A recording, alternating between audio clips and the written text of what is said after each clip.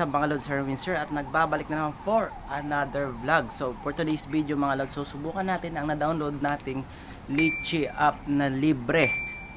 So kung gusto nyo malaman kung paano i-download ng libre, antayan nyo sa last na video na ito.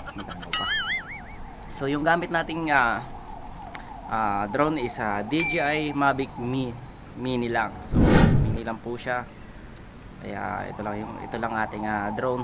So subukan natin siya kung magka-crash ba siya or whatever na maraming, kasi may mga nagda-download ng app na yon na libre, kaso nga lang nagka-crash daw. So subukan natin to, ang na-download natin kung magka-crash ba, and subukan din natin yung follow mode niya kung okay ba or hindi. So ganun lang.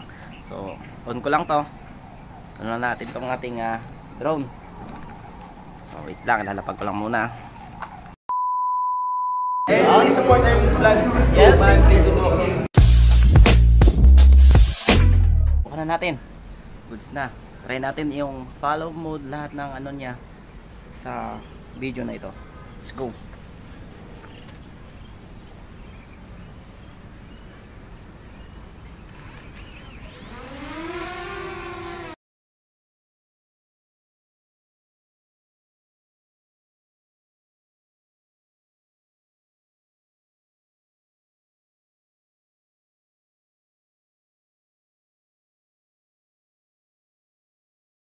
So mga lods ang gamit natin is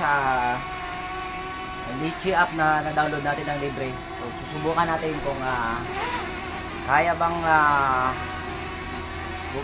gagana ba siya or tawag nito, gagana ba siya or hindi siya magka-crash or hindi siya magkakaroon ng problema, kasi nga na-download lang to natin ng libre. So subukan natin. Let's go. First, follow mode muna.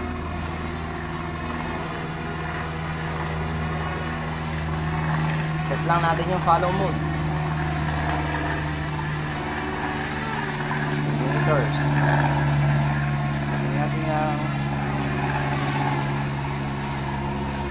Try natin yung text part. Go.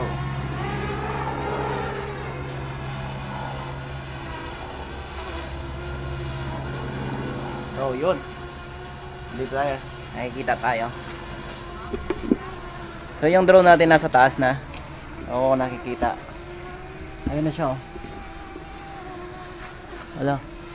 Hindi siya sabit. Let's go.